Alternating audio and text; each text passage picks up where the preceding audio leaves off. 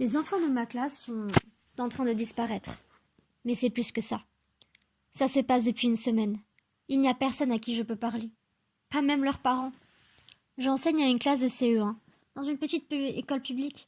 Je suis ici depuis environ 8 mois, après que mon mari et moi avons emménagé en ville. J'aime mon travail, et j'aime aider ces enfants. Beaucoup d'entre eux proviennent de familles plus pauvres et ont une éducation stricte. Cela pourrait vous peiner d'entendre certaines des histoires que j'ai entendues. Mon mari et moi n'avons jamais eu d'enfants. Alors, j'aime ces élèves comme s'ils étaient de ma propre chair et de mon sang. Je me souviens donc très clairement quand une de mes élèves a brusquement cessé de venir à l'école. Son nom était Amanda. Elle était très douce et timide, comme beaucoup de mes élèves. L'assiduité d'Amanda était parfaite, donc son absence elle-même était une raison suffisante pour s'inquiéter. Lors de la récréation, je suis allée voir son amie la plus proche, Molly, et je lui ai demandé si elle savait où était Amanda. Molly a froncé les sourcils et a essayé de s'éloigner pour rejoindre quelques enfants qui jouaient à la corde sautée. J'ai crié le nom d'Amanda, qui avait disparu, et y répété ma question. « Qui ?» a répondu Molly, qui arborait un regard confus sur son visage. « Amanda !» et j'ai ri. « Tu sais, ta meilleure amie, celle avec qui tu joues toujours à la princesse. » Molly a levé les yeux au ciel.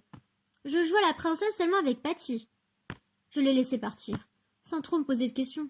Les enfants sont très capricieux. Tout ce que je savais, c'était qu'Amanda et Molly devaient jouer un jeu stupide, qui serait oublié dans un jour ou deux. Même après que Amanda ne soit pas venue à l'école pendant 3 jours, je n'étais pas trop inquiet. Je suis toutefois allée au secrétariat de l'école pour me renseigner sur la situation. « Salut Deb, je voulais vérifier pour voir si les parents d'Amanda ont appelé à propos de leur fille étant malade. Je ne l'ai pas vue en classe encore cette semaine. » Deb a cherché à travers l'assortiment de papier et de notes collantes colorées sur son bureau. « Il y a une petite épidémie de grippe en ce moment. Elle l'a peut-être attrapée, pauvre enfant. » Oui, tu dois avoir raison. Ça doit être ça. Je pourrais quand même avoir ses coordonnées d'urgence? Je pense que je vais donner un coup de fil aux parents, juste pour vérifier que tout va bien, ai-je ajouté. Un étudiant absent pendant plusieurs jours sans mot des parents? Étonnant. Peut-être que d'autres enseignants ne s'inquiéteraient pas, mais comme je l'ai mentionné, je me sens très protecteur avec les élèves de ma classe. Bien sûr, répond Deb, en tapant sur quelques touches de son ordinateur. Après une brève pause, elle fronça les sourcils. « Tu pourrais appeler le nom pour moi, s'il te plaît ?» Même après que je l'ai fait, Deb a continué à se renfrogner.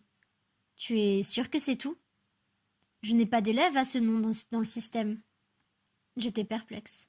J'ai tapé le nom d'Amanda plusieurs fois dans l'ordinateur, moi-même pendant que Deb regardait. Peut-être que la famille l'a retirée de l'école et je demandais confus. Deb secoua la tête. Même si elle avait été retirée, on l'aurait vue. Amanda n'a jamais étudié ici. Trop choquée pour argumenter, j'ai quitté le bureau. Je voulais contacter les parents d'Amanda et leur demander ce qui se passait. Mais je n'avais aucune idée de comment trouver où ils vivaient. Sur le chemin du retour, j'ai eu une idée. La meilleure amie d'Amanda, Molly, vivait avec sa famille dans mon quartier. Je les avais déjà vus jouer dans la cour avant de Molly, lors de belles journées ensoleillées en été. Je pensais que les parents de Molly auraient sûrement un moyen d'atteindre Amanda, ou même de savoir ce qui se passait. Bien qu'il se soit fait tard, je décidai tout de même de passer chez eux. J'arrivai dans leur allée environ 15 minutes plus tard. Peu après avoir sonné, j'ai aperçu le visage familier de la mère de Molly, Linda, m'observer à travers la fenêtre de la porte. Je lui ai accordé un sourire amical, et l'instant d'après la porte s'ouvrit. « Puis-je vous aider ?» dit-elle poliment. « Bonsoir, Linda. Je suis désolée de passer cette heure, » ai-je dit. « Je sais que vous êtes probablement sur le point de dîner, alors je vais faire vite. » Linda avait un regard de confusion sur son visage. « Je suis désolée, est-ce que je vous connais ?» J'ai été assez surpris par sa réaction. « Oui, je suis le prof de Molly. Nous nous sommes rencontrés plus tôt cette année lors d'une conférence parents-enseignants. » La femme me scrutait d'un regard vide. « Je suis désolée, il n'y a pas de Molly ici. Je crois que vous avez sonné à la mauvaise maison. » Puis elle a fermé la porte. Mon état de choc à ce nouveau retournement de situation ne faisait qu'empirer. Le lendemain, à l'école, non seulement Molly et Amanda étaient absentes, mais 3 autres enfants également. Le jour d'après, la moitié de ma classe manquait à l'appel. Je suis allée au secrétariat dans un état complètement paniqué.